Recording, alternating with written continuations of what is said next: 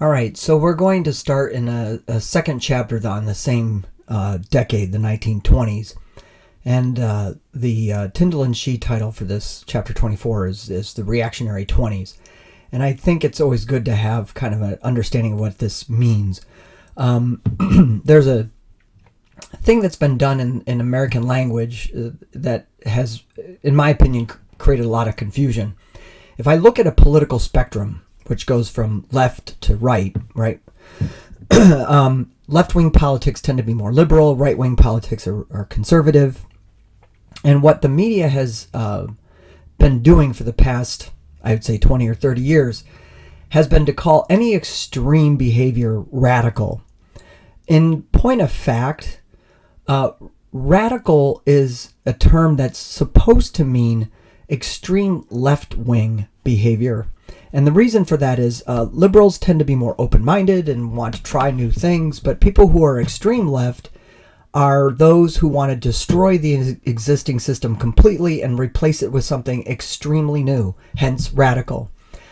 People on the far right are not radical. They're actually called reactionary, and that's because they want to go back to the way things used to be. So the reason why judicial originalism is considered reactionary is because it's looking at the Constitution as it was originally written, not as it is contemporarily interpreted. And so the 1920s are called the reactionary period because the old guard Republicans, which meant right-wing Republicans, had taken over the government and the country. And therefore, the 10 years that they were in power, roughly 10, is considered the reactionary 20s. So, in 1925, the Ku Klux Klan is going to stage a huge parade in Pennsylvania Avenue in Washington. So, what you want to see here is there's a bit of a broad brush here.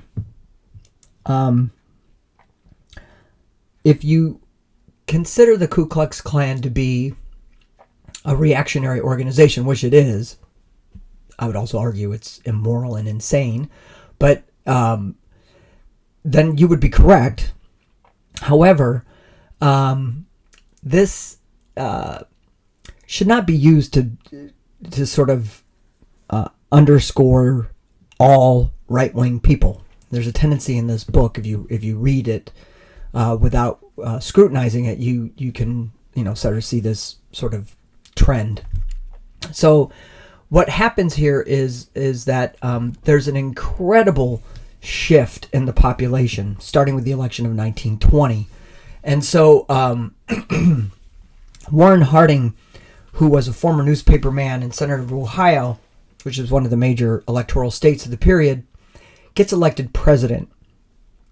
And he has a very different way of approaching government. And his slogan, which was a return to normalcy, was a reflection of people's desire to stop being concerned about all the things going on with our neighbors and our international partners and all the rest of it, and instead to go back to the period of William McKinley. In fact, Harding mimicked McKinley's front porch campaign, tore down his front porch and built another one, looks just like McKinley's, and tended to give policy speeches from this porch. And he wanted the government to be less active, and this embraced the sort of laissez-faire principles that dominated the 19th century, especially in the federal government level. And people responded to it positively. He won an incredible amount of the popular vote, and the Electoral College was rather solid. And so Harding had a different way of approaching government. And so, but nativism is something that returns to American politics. Now, it never really goes away totally. Even from the colonial period, newcomers were never treated well.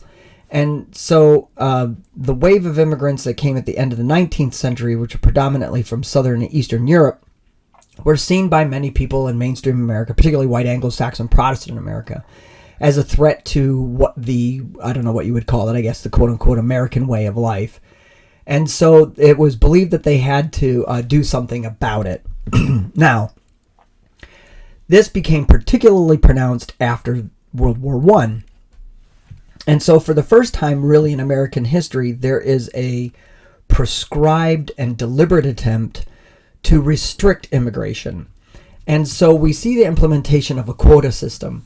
Now, I don't think it's really all that important to know formulas that go into play here, but essentially what they're trying to do is deny what they called undesirables, namely Southern and Eastern Europeans. So initially it was a quota system that said that only 3% of an ethnic or national population could come into the United States based on their numbers in the already existing population. So the initial quota was 3% of the 1910 census. So as a hypothetical, let's say in the 1910 census there were 100,000 Italians living in the United States. Well, that would mean that 3,000 more Italians could come into the United States each year. Now, in the next installment, which was, I believe, in 1924, this quota system became more restrictive. It went to a 2% rate of the 1890 census.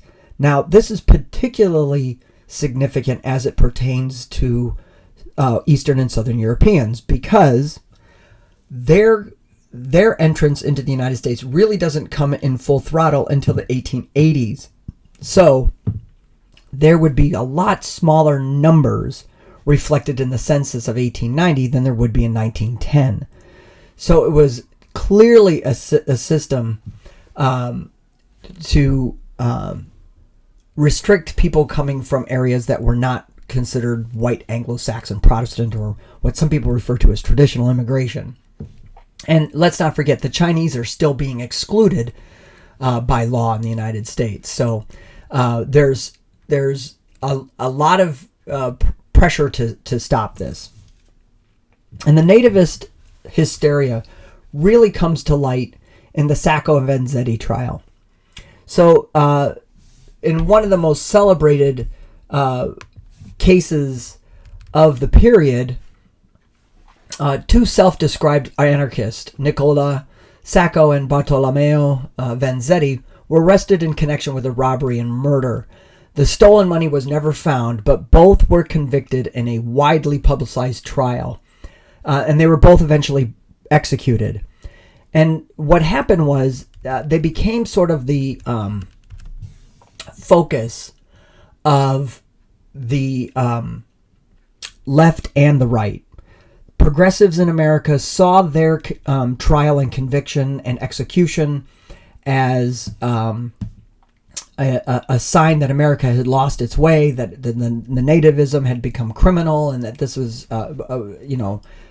defamation on the part of these Italian immigrants.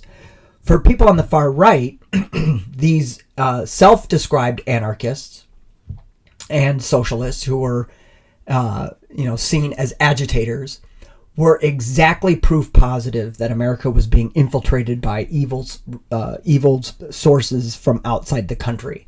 And so, they became sort of like the spokespersons for why we need to have high walls around America.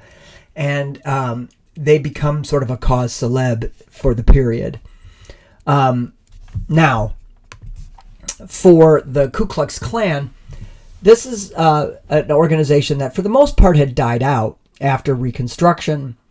And so there's a tendency sometimes to look at the Klan of the 1920s and on to the present and try to put it in the same confined quarters as the Ku Klux Klan of the Reconstruction period. And it's really not quite exactly right. But the Klan definitely finds new life in this nativist surge that comes after the war. So no longer limited in the South, the Klan was a reaction against shifting moral standards, the rise of the number of immigrants, and the declining influence of churches.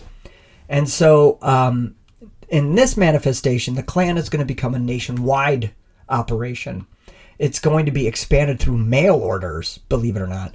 And they're going to find an appeal in what I would consider to be non-traditional KKK crowds, right? These are going to be middle-class white Americans in the North and the West that see immigration, see Catholicism, see Judaism as a threat to the American white Anglo-Saxon Protestant way of life. And so they join in on this sort of hysteria, if you will, of the period. And so fundamentalism is basically it's a subdivision of Protestantism. And even more so, it's a conservative form of what we see, what is referred to as evangelical Protestantism. Now, evangelical Protestantism actually made its mark in America in the Second Great Awakening. And then throughout the early and mid 1800s, the works of Charles Darwin had drawn into question the origin of man. And so many Protestant ministers felt threatened by this ideology and came out very strong against it. And a number of them met in various locations in the country. And they came up with what were called the 7 fundamentals of the faith, which is where we get fundamentalism. And so the idea here was that Darwin and then later Freud, I don't know if it makes sense, but Charles Darwin sort of challenged the theory of where man came from, and Freud challenged the notion of why man sins. Freud was basically saying, well, they're not doing it because they're evil, they're doing it because of repressed sexual experiences or sensations that they had as children, and all this other stuff. So fundamentalist ministers were basically those who rejected those two ideas and instead wanted to go and embrace what was the true faith, right? So the Bible should not be viewed under scientific scholarship, but rather it's an act of faith. And so one had to read the Bible literally, right? So when the Bible said that God created the universe in 6 24-hour days and rested on the 7th, well, then that's what it is. Now that's going to expand today. That's referred to something called creationism, which is trying, I think, to blend, if you will, existing creationist, or I should say biblical ideas with some science to create a sort of an anti-evolution, Christian-based theory of origins of the species, if you will. So what had happened was fundamentalism had risen up pretty high up in American society, sort of the repent element, if you remember my speech or my blog earlier about repent or rebel. For those people who felt that the horrors of World War I and the aftermath were a sign of God's anger with society, their idea of repenting meant going back to the fundamentals of the Bible. And people like Billy Sunday, who was a former baseball player who turned to radio evangelical Protestant preaching, became very, very popular figures. And so there will be many offshoots of this, the Foursquare Gospel movement by Amy McPherson in Los Angeles. These will be completely high-spirited, very musical. Some of them, especially with Amy McPherson, this beautiful sort of choreographed Hollywood productions for church services in order to entice a young crowd eager to find anchorage in some form of faith. And so what we get then is prohibition falling very comfortably in this. The people who had supported prohibition, or temperance as it was known in the 19th century, were individuals coming from all sorts of directions. So some prohibitionists were in it because they believed that it was actually a progressive idea. They saw alcohol as a condition of poverty, as an artificial obstacle to a person's progress. And so they felt that getting rid of alcohol was really good for the country as a whole, especially for the poor and immigrant classes. Other people saw prohibition as a sort of nativist idea. They felt that white Anglo-Saxon Protestant society was perfectly fine with alcohol. There was nothing wrong with it in those contexts, but the immigrant populations and the poor obviously couldn't handle it. And so the idea was, if one could restrict alcohol, in other words, ban it, that people from undesirable, quote unquote, communities would simply stop coming to the United States. Sort of an unusual, twisted logic. Now, this was also part of fundamentalist teaching, the idea that the alcohol leads to all sorts of other sins. And so in order to be true to your faith, you had to just forswear using alcohol. And so these were the sort of the three main themes in Prohibition, or motivations, let's say. Well, in the context of World War I, these proponents were able to wrap Prohibition around the American flag, or I should say wrap the American flag around the Prohibition idea by saying, oh, look, we'll save all these grains by getting rid of alcohol. And so we will better serve the war effort. And others saying, look, our boys are out there sacrificing their lives. We really shouldn't be here drinking and celebrating and all the rest of it. So these are certain logics that come into play here. But for America now, Prohibition gets implemented, and it really becomes an issue that divides the nation left and right. Progressives are going to see Prohibition as an attempt to curb behavior, and are seen as sort of a strangulation of liberty. And people on the far right are going to see Prohibition, as the Republicans called it, the noble experiment. And so it becomes a political football. It also becomes a source of incredible gang activity and illegal activity that goes on in the United States, and it is an utter failure, and will require a repeal of the 18th Amendment by the 21st Amendment in 1933. So in the bottom left of this slide, you'll see this picture from a trial that was done in Tennessee. So now, if one finds a law in another state to be offensive, one is simply out of luck. Because of the Article 4 of the Constitution, full faith and credit, all states have to respect the laws of other states. So if, and according to the 11th Amendment, as a resident of California, I don't have the right to challenge laws drafted in other states, because quite frankly, I don't have to live under them. So what you have to do is something called a test case. You have to find someone in the state who's a resident of that state willing to challenge the law, which essentially means break it. So a young school teacher, John Scopes, is asked by the ACLU to violate Tennessee's law against teaching evolution in the classroom. Now, John Scopes does this. He disobeys the law, and he teaches evolution in his class, and he is basically charged with a crime and put on trial.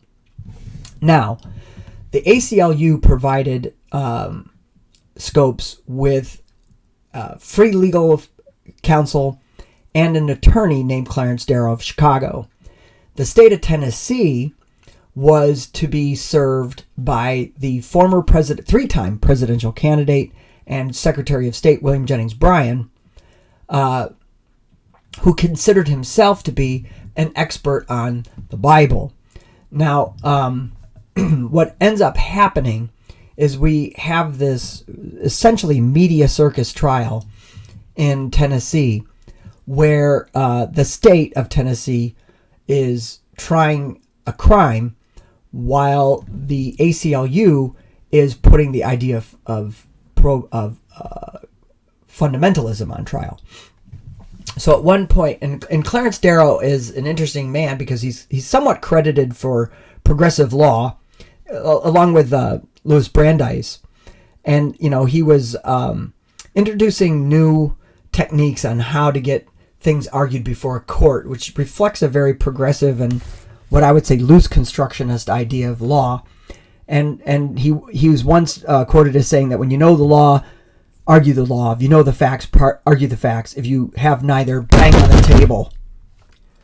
And Darrow kind of does this in this trial. Rather than deal with whether there was guilt or innocence, he challenges the viability and the scientific verificationable concepts of the creation story and the notion of a literal interpretation of the Bible. And at one point puts the prosecutor, William Jennings Bryan, on the witness stand to basically challenge these teachings, asking questions like, was Jonah really in fact swallowed by a large fish for 3 days and then spit out on the beach, right? Did the sun actually stand still, as it's talked about in the Hebrew text? And of course, this couldn't go on. And Brian supposedly had a breakdown moment where he said, well, you, sir, may have evolved from a monkey, but I assure you I have not. And the trial was nationally covered and created things like, well, I'll be a monkey's uncle, and sometimes referred to as the monkey trial. But essentially, it's a media circus.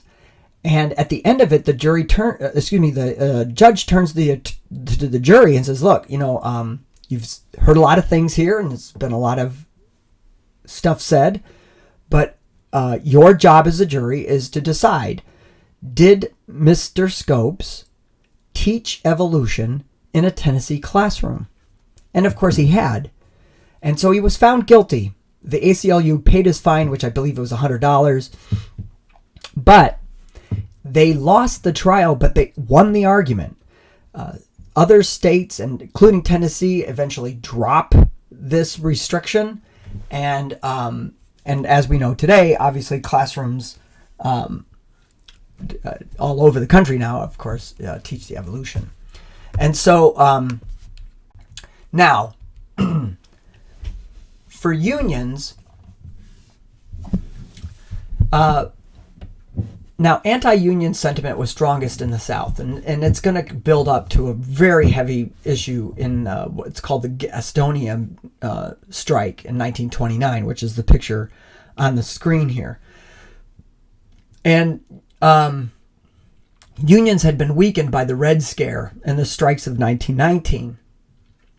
A brief depression in 1921 further added to the weakness, and membership dropped by 1.5 million in 1929 to a real low of 3.5 million members. So anti-union sentiment was, very powerful. And so, so after the war, the sort of drop in military orders affected, production, and jobs being done, right? So anti-union groups, corporate executives, members of Congress introduced something called the American Plan, and this is a concept that basically challenged the idea of a closed shop. A closed shop is where all the members working in a certain place have to be members of the union. And if you get hired onto the job, you have to join the union. And you still have closed shops here. Many grocery stores are under that system. And so what the American Plan basically said was all people, regardless of their membership, should be able to have access to a job, which sounds very patriotic and good and all this other stuff, but it is essentially weakening the power of unions. And so this fear of socialism, as I had stated in a previous slideshow, there were members of Union leadership who were, in fact, committed Marxists, socialists, whatever. And whatever that means is what it means. But to think about the rank and file, these 4 or so million people as being, rabid Marxists who want to infiltrate the American economy and collapse it is just, sort of absurd on its face. And yet that fear weakened these unions because their leaders are going to be seen skeptically and cynically by the American people for their political viewpoints. And so these depressions, although they were brief, it was severe. And so, this weakened these unions. The Gastonia strike, which comes in 1929, is really in the context of a lot of things, because if you'll notice, this is right around the time of the Great Crash of 1929. But it does break out in violence, and it becomes rather brutal. And so this idea, of course, of a shifting sentiment of American people in the sense that governments are responsible for creating strong economies or to provide jobs for people. And this is a major shift. It's been starting since the populist movement of the late 1800s and is now gaining more and more steam. So when 2 people die in the strike in 1929, this causes a lot of people to wonder if government's actually on the right side of this argument. Should the government be supporting big business and corporate profits, or should they be supporting people and the working classes? So to shift a little bit, American foreign policy was really kind of shifting back to what it originally had been. So following the conclusion of the Great War, most Americans desired to return to isolationist perspective. And so, the Red Scare, the return to high tariff rate, immigration restriction, these are all examples of these desires. Although the United States would never join the League of Nations, it was not long before it sent an unofficial observer group and to try to sort of be a part of the international conversations that go on. So war loans to the Allies were contingent upon reparations. And so if you think about it, the Germans owed literally tens of billions of dollars to the British and the French, who then in turn owed millions of dollars to American banks. And so what's going to happen is a depression strikes in Germany, right, in the 1929. And so there's going to be this 1-year moratorium that Hoover's going to negotiate, but then the Allies are going to default on their loans to, and Congress is going to forbid them from making any further loans, right? So now, what happens is the United States decides it doesn't really need its army, and it certainly doesn't need the Navy up to the war levels that they had done. So they decided that they're going to make dramatic cuts. Now, this had a lot to do with very, very old American sentiments. You go all the way back to Thomas Jefferson. And Jefferson wrote that standing armies were a threat to domestic liberty. And so historically, America has kept its army very small relative to the greater population. Navies have always been larger, and that's because America perceived itself, particularly since the late 19th century, as a rising naval power and as a necessary force for defending its borders. And so what happens, however, is in order to go back to those levels, however, you had to give the perception that the world was going to be fine even with less American readiness.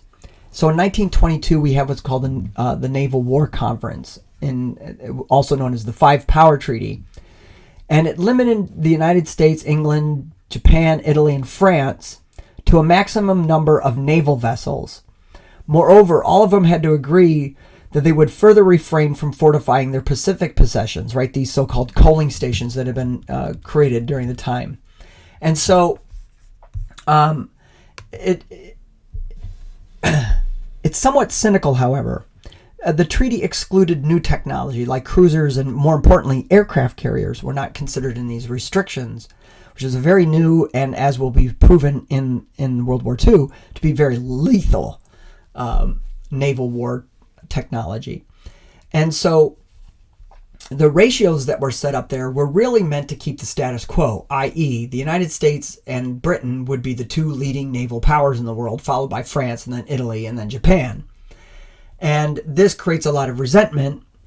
Of course, the Germans are going to resent it because they're knocked out entirely. The Japanese will feel as though they're being put in a subservient position vis-a-vis the United States in the Pacific. And the French are going to feel as though they are not being respected at all. And so now, the next thing that happens is the Kellogg-Briand Pact. Now, the United States, as I stated, did not sign the League of Nations Covenant, and therefore we're not a member. So there was nothing on paper that obligated the United States to come to the defense of any country, particularly France. The French were obsessed from the moment the Versailles Treaty was signed that they were going to be vulnerable to an attack of a revanchist German government. They're going to reinforce a whole area known as the Maginot Line, and they are going to try desperately to get both Britain and the United States to make strong commitments to defend France if it gets attacked. And the French believed, as a matter of policy, that if the United States signed a treaty with France, that this would be a deterrent. The Germans would have to think twice or three times before they attacked France. And so Briand, the French foreign minister, approached U.S. Secretary of State Kellogg, yes, heir to the cornflakes fortune, and tried to get the United States to essentially agree to not embrace war as a matter of foreign policy, and to defend those whose pledge makes them vulnerable. And Kellogg realized that this was an attempt to get the United States into a bilateral treaty, defense treaty, with France. And so he comes up with the idea of expanding this into what's called the Paris Peace Pact. And originally, it was a French and U.S. agreement, but it's going to go on to 62 nations. And I think it's important to understand that in the 1920s, most of the world was actually owned by somebody else, usually a European country. So most of France, parts of Latin America and the Caribbean, and certainly the Pacific and Asia, almost all of it was under the ownership of some other country. So 62 nations was a rather significant list of countries. And what made it really the most cynical, of course, is that this treaty essentially made war illegal. And if you're sort of wincing because you can't quite figure out the logic of it, is because it's silly, right? Because it had no enforcement mechanism. Because if you follow the logic, in order to enforce a treaty about illegal war, you're going to have to enforce it by, engaging in war with someone, right? I mean, it's sort of silly. And of course, this environment was supposed to create this sentiment that, see, we don't need to have these huge military establishments and military readiness. It's all going to work out fine. And so, obviously it doesn't, right? But the U.S. is going to slash its defense spending, and under Secretary of Treasury Andrew Mellon, the budget is going to be cut significantly. Taxes are going to be cut, and this feeds into the massive economic buildup of the 1920s because the government is just basically taking its hand off the economy. So the major issue of Harding's administration was the Teapot Dome scandal. Now, Harding had an interesting group of friends. They were called the Ohio Gang, and these were all his buddies and supporters from Ohio, his home state, who followed him to Washington, many of whom took jobs within the bureaucracy. And now, the sort of story on Harding is that he was a rather randy man, supposedly having affairs around his wife, and one time supposedly being caught in a White House closet with one of his lovers, and yet most Americans really didn't care. Things were going rather well, but then the Teapot Dome was a government-owned oil deposit that was administered by the Interior Department. Now, normally, to extract resources, the government would get bids from private contractors, and a low-level career bureaucrat would review the bids. That would all be done in what's called a blind bid. You wouldn't know who's bidding and how much they're bidding, and that low-level bureaucrat would choose the best contract, the best bid, and then the government would grant that. Well, Secretary of the Interior Albert Fall let private companies exploit the oil there, and soon after he was discovered of having taken bribes in return for allowing the companies to have their way. And so what happens, of course, is there'd been a series of minor scandals, but this one was connected to the cabinet. And this led a lot of Americans, particularly Democrats, to question when exactly Harding was aware of these things, and what did he do about it, and what was his connection to it. And so Harding does something that a lot of presidents do when the heat in Washington gets too hot. He left town. In this case, Harding becomes the first president to travel to Alaska. He's going to go to rename Mount Denali Mount McKinley, which just a few years ago was switched back to Mount Denali. And then he traveled down the West Coast, where while in San Francisco, he did what people do if they want to kind of get scandals off their back and clear their name. He dies of a heart attack. And so Harding's sort of surprise passing allowed the vice president of the United States, Calvin Coolidge, to take over. Now, this vice president, who was a former governor of Massachusetts, had become nationally known because when the police of Boston went on strike, he fired them all and replaced them with other people. And so he believed that the presidency should return to a sort of like a post-imperialist ways. He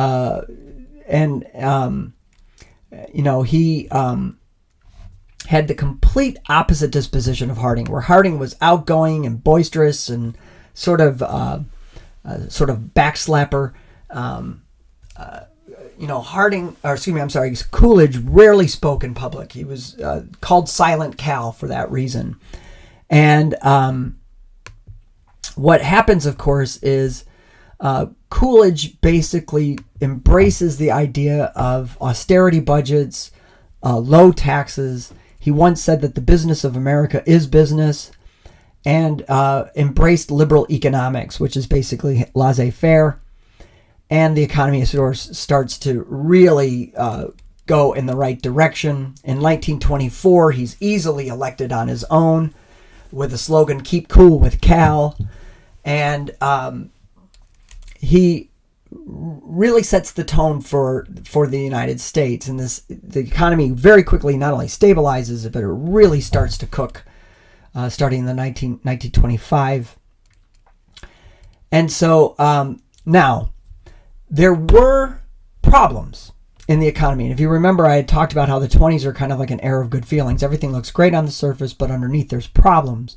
In the area of agriculture and union membership, manufacturing union work, there were problems, right? If you were a farmer, an unorganized farmer, or in organized labor, you weren't doing so well.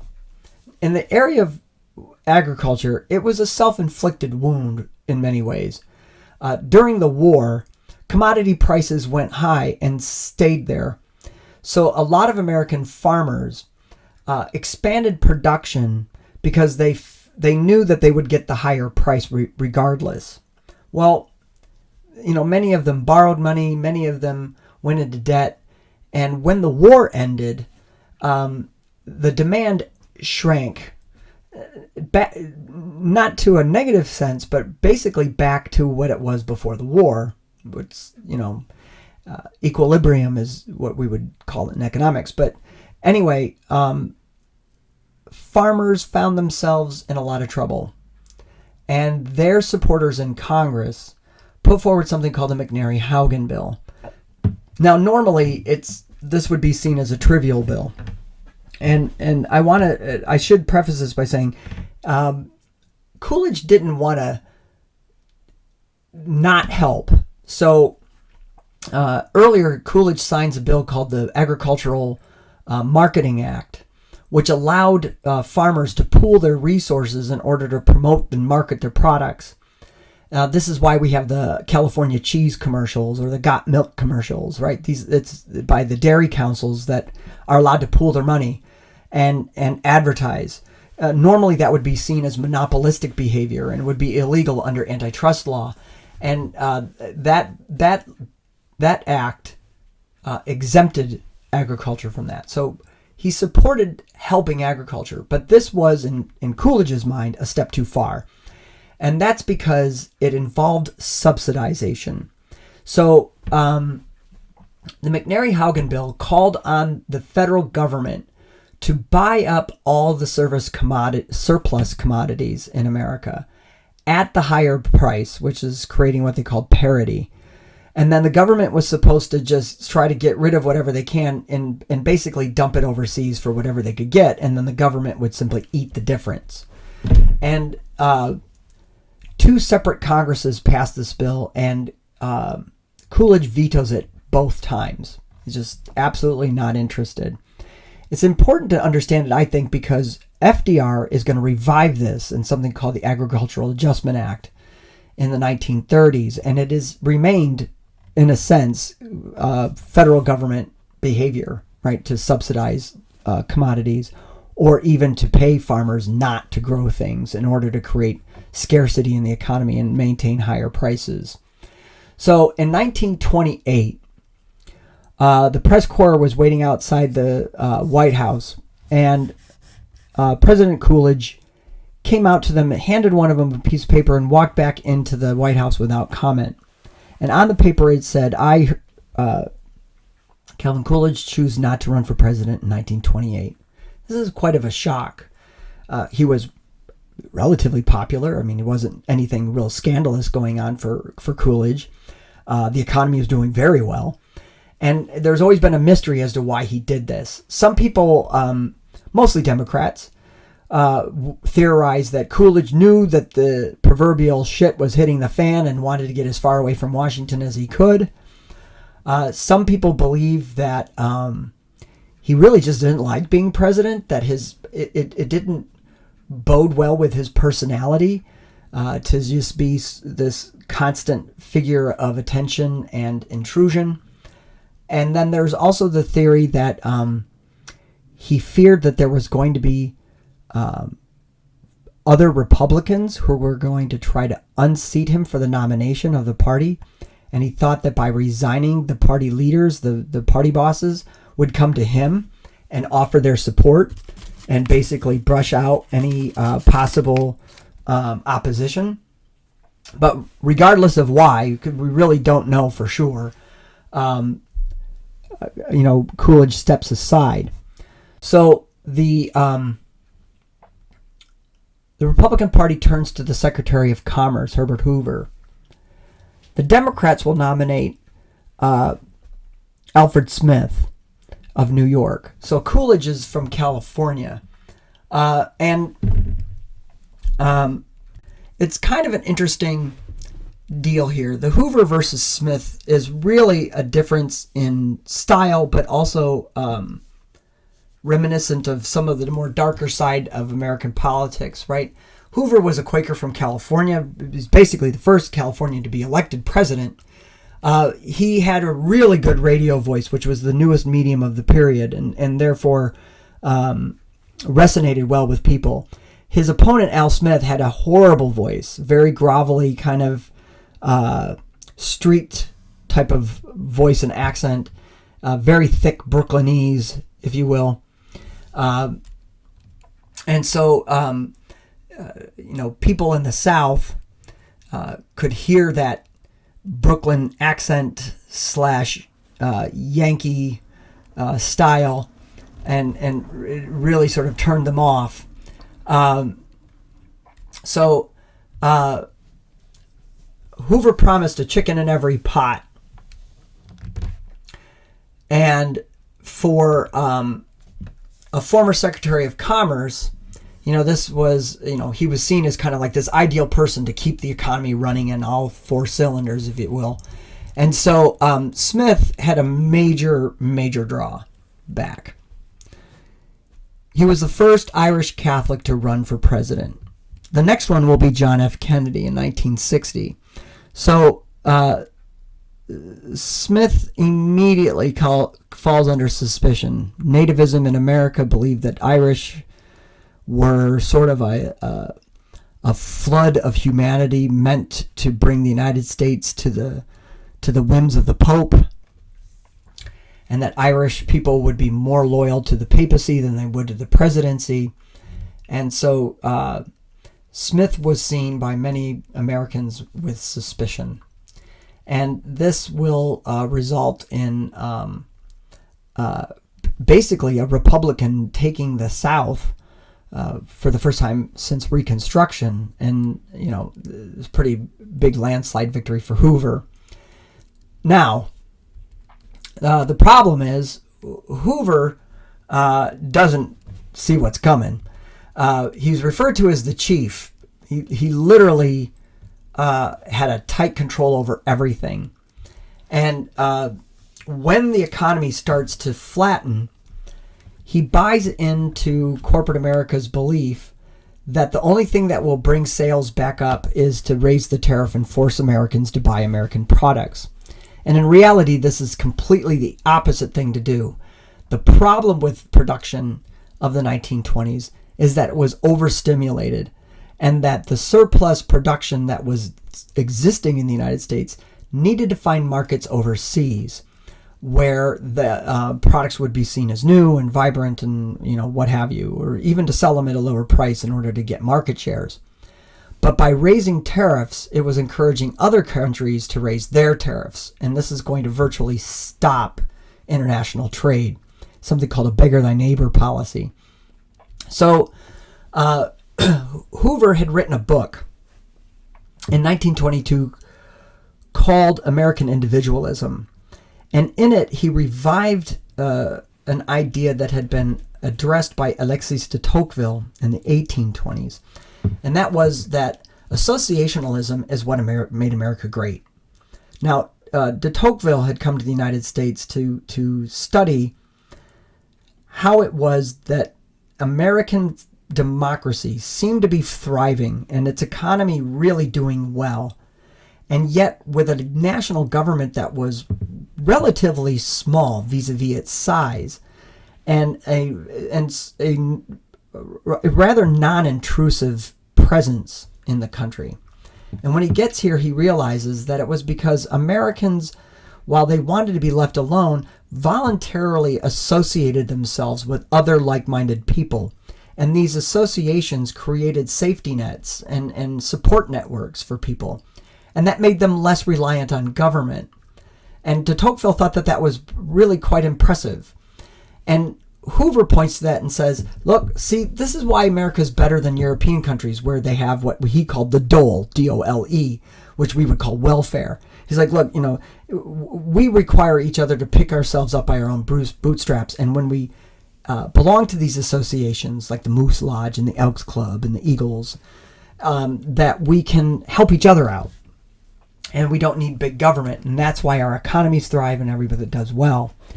And he believed that welfare would eventually destroy the national character. And it went over really well in 1922. Hoover himself was the epitome of a self-made man. An engineering student from Stanford University, he had become a civil engineer who had worked on projects all over the world, China, Latin America, and in Europe, and had made himself a millionaire. And then decided, you know what? I'm going to stop making money and I'm going to start like committing myself to public service. And this is in World War I when he became the director of the Food Administration and came up with these quippy slogans like Wheatless Wednesdays in order to help Americans save food for the war effort. After the war, he actually established a charity in order to help the children in Belgium who were facing starvation. The Germans had devastated Belgium's infrastructure, and after the war, the Belgian people, along with a lot of other people in Europe, were faced with starvation. And Hoover had set up a charity to support their efforts. And he was, in 1928, he was the most popular man in America, according to polls. And really, just within 4 years, he's going to drop off that chart. I mean, he becomes a very hated man. So what had happened? Now, when the economy heated up, it created overproduction. Now, the rapid growth of the economy in the post-war boom continued, and most Americans didn't even consider the possibility of a drop in the markets. And this is always a problem, right? But here's what was going on. By encouraging buying on credit and for buying stocks on margin. So just so that to go briefly, buying on margin is a stock market term. If I wanted to buy, say, $1,000 worth of stock and I only had $200 on me, I would give the $200 and I would take out a margin agreement for $700 plus interest. And I could make monthly payments on it if I wanted to or whatever. But anyhow, when I sell my stock, hopefully it sells more than what I bought it for. I pay off the margin and then I get the profit. Well, encouraging these on a wide scale without really scrutinizing people's ability to pay or the quality of the investment being made created an extremely high market bubble that by 1929 was just ready to burst at any moment. So the other problem was that financial institutions were allowed to commingle funds. So a banker could engage in retail as well as commercial activities with the same monies. So if you did a savings account with a bank, that money could be going to stocks, it could be going to insurance policies, it could be going to real estate loans, it could be going to all sorts of activities. And the problem with that was it dwindled reserves, but more importantly, it put the banks in a particularly vulnerable position for protecting their investments or protecting their deposits should something happen. So the crash of 1929, people talk about it being a surprise, but really it isn't, right? If we follow panics, they've been happening essentially every 20 years in the United States. And if you go all the way back to the first sort of market panic, which was 1819, right? Just really quickly, it was 1819, and the next one is 1837, and then there's one in 1857, then 1873, 1893, right? 1907 and 1929, right? It's just sort of there. Major panics happen in a little bit longer period of time. So roughly 30, 40 year cycles. And so, not quite a surprise, but in 1927, the state of Florida experienced a broad real estate crash. For many people on the West Coast, it may not make sense, but for those who've grown up on the East Coast like myself, Florida is the vacation spot. It's where a lot of people go in the middle of winter when they just can't stand it anymore. But prior to the 1920s, Florida was really a backwater sugarcane and fruit farm area. But the advent of affordable automobiles turned Florida into a reachable vacation destination. And so millions of Americans are going to discover that within just a day's 24-hour driving period, they could get out of the snow and into the sunshine. And so this started a real estate boom in Florida. And this, should be of no surprise, right? So the real estate market went crazy. But in 1927, the bottom fell out of it. And a lot of banks went out of business. A lot of people lost every single cent that they had. And it was a sign that things were going wrong, right? And it was clear by most institutional investors, right? Commercial banks, major investors like John D. Rockefeller, for instance. The belief was that there really was no further movement in stock prices, and that every increase was basically an additional overvalue. And so what happens? On October 29th, and this is in 1929, the stock market crashed. It shed 37% of its value in one day. So hoping that it would rebound, many people sold and bought again, only to be trapped in a falling market. So Americans began to watch their expenditures more carefully, and as a result, a panic turned into a depression, with a 25% of the workforce unemployed, which is just an unthinkable number if you consider that we were upset when it approached 10% in the 2008 quote-unquote Great Recession. So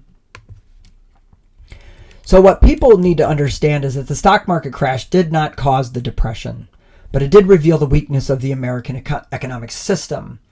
But government policies also added to this decline. The tariff continued rising unabated, and Americans who could purchase goods found themselves taxed to a high degree, and this took away from their consuming ability, right? It limited how much they could consume. And so this creates a problem because, again, most Americans could no longer afford the type of consumption necessary to sustain production, and high tariffs made it difficult, or really impossible, for American manufacturers to sell products to foreign markets. So the problem became twofold, multiple fold. And now you can get caught on the numbers, and you can start to really just sort of zero in on these percentages and falling prices and all the rest of that. But it's important to keep in mind the human toll, right? 13 million people were unemployed by 1933. And those who did still have a job found themselves working fewer hours, right? Soup kitchens were created, and local welfare agencies basically kind of ran out of money. Most states did not have unemployment insurance. There were no real, sort of what I would call a uniform social safety net out there. People were, if you missed a few payments on your mortgage back then, there was no procedure. They just came in and they took the house, right? And you packed up your stuff and left. Other people are just going to get up and abandon their homes, their farms. And it's a disaster, right, for Americans. So Hoover's initial plan to help was to promote self-reliance. He makes this comment, that the foundations of America's economy are essentially sound, which, may or may not have been the truth. But the fact of the matter is, that doesn't mean anything if you can't feed your family, right? It just doesn't make any sense at all. And so people are going to start to call their homeless camps Hoovervilles. And they would pull out the lining of their empty pockets and called them Hoover flags. And some people who used newspapers to cover themselves at night from the cold called them Hoover blankets. And so he almost instantly becomes an unloved person. But then he does try a form of government intervention referred to as the Reconstruction Finance Corporation, or the RFC. The United States government would loan large amounts of money to big banks and large corporations. Now, the idea here was that the corporations would then spend their money on factors of production, land, capital, research and development, labor, and start trying to invest in new production. Banks would loan their money to either households or companies, and the process would, in a sense, flow down to the working classes. Democrats quickly called this trickle-down economics, and it's an accurate term to some degree, because it is what happens, and it is incredibly slow. It takes multiple months for the initial investment to realize itself in actual jobs. But more importantly for Hoover, it's an invisible process. So the guy who eventually gets his job by XYZ company has absolutely no idea that he got that job because Hoover approved this RFC loan. So this becomes important because FDR, when he does his New Deal plans, really makes sure that it's both quick and visible. There'll be major posters all over the place promoting the NRA and the WPA and all the different kind of programs out there. And every single day a worker came to work, he would see a banner announcing that their job had been given to them by a government contract, right? Not exactly saying that this is coming from tax dollars or from borrowed money that we'll have to pay down the road, but nonetheless, it's brilliant political maneuvering in that it does serve its purpose. Now, perceptions are stronger than reality. The fact of the matter is that after 1933, the economy was recovering on its own. It is essentially all the bad companies that were possibly vulnerable to failure had failed. But this didn't matter to Americans. In 1932, Hoover is widely unpopular. There's going to be a riot breakout in Washington, D.C., in one of the Hoovervilles done by a group of veterans. An infant child is going to be killed by suffocation from a tear gas canister that was thrown into the Hooverville. And this man of charity, this Quaker from California, is just going to be driven out of power. And that's because, he just was seen as insensitive and uncaring to the suffering of the American people.